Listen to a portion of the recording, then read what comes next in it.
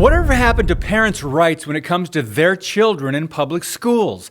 It's becoming more frequent that parents who happen to disagree with transgender ideology have no idea how much is already being accepted in schools and how many schools are encouraging kids to use preferred pronouns or receive hormone therapy or even transition to the gender of their choice.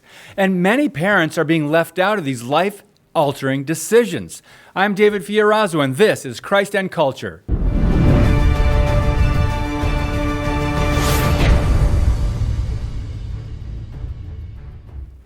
So in states such as California, you have to be 18 to get a tattoo, 16 to drive a car, 21 to buy a gun, alcohol, or pot. But if you want to change your gender, you just have to be 12. 12. And the LGBT allies at your public school are more than happy to help. Hey girls, need an abortion? Get an excused absence without calling home.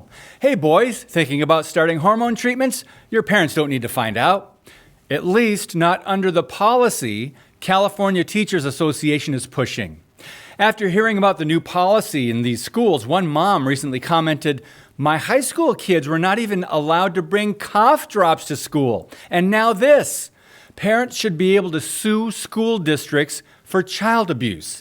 A dad weighed in and said this, "You have to get written parental permission for an aspirin, but they want to give them dangerous medication and perform permanently damaging procedures on them without parental notice or consent?" Yep, this is an evil, progressive, fast-moving agenda.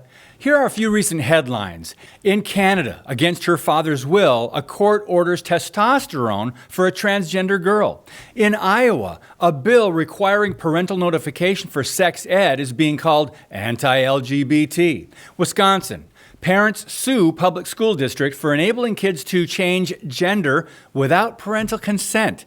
In California, lawmakers killed a bill that would protect parental rights on radical sex education for children as young as kindergarten. The bill in Iowa being debated, HF 2201, would require schools to notify parents regarding material that discusses gender or sexual orientation, giving them an opportunity to inspect such material and decide whether or not to pull their children from certain classes. Of course, the extremists say it's bigoted and intolerant, of course.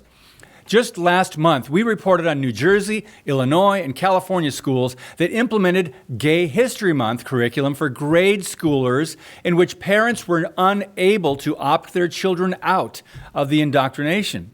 But in a breaking news story now out of Wisconsin, schools in Madison have adopted policies that violate constitutionally recognized parental rights. Tony Perkins of the Family Research Council states, "What's happening in Wisconsin schools, where kids can assume a completely different identity without parents knowing, has gone on in California since 2013, Michigan since 2016, New Jersey since 2018. If this hasn't made it to your state, trust me, it's coming."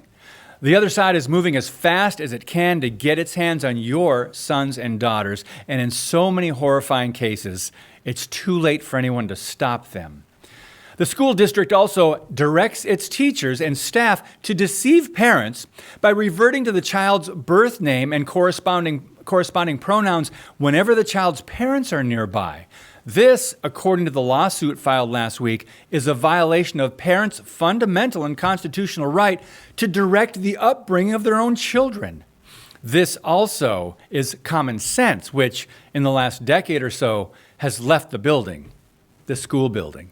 Adopted in 2018, the policy stipulates that if a child's preferred identity is not respected by parents, educators must keep the use of the new names and pronouns confidential. According to LifeSite News, the Madison Metropolitan School District is pushing the homosexual and transgender agenda and even has a website dedicated to its welcoming schools approach. In fact, here's the first video you see on the homepage. The Welcoming Schools program provides schools with opportunities and resources to learn about family diversity, gender and LGBTQ+ inclusive language and environments, preventing bias-based bullying, and supporting transgender, non-binary, and gender-expansive students. So where is education in all that? Meanwhile, kids continue to fail at math, reading, and writing. So please talk to your kids if they're still in government schools. Ask lots of questions. Attend school board meetings. Get your hands on the curriculum and don't allow yourself to be too busy or naive any longer. Even if you're not a Christian, you most likely have problems with this blatant indoctrination as well. And for those of you who say you cannot afford to homeschool your children, wow, we're now far beyond the point where you cannot afford not to. Get them out of there. God bless you and keep speaking the truth about things that matter.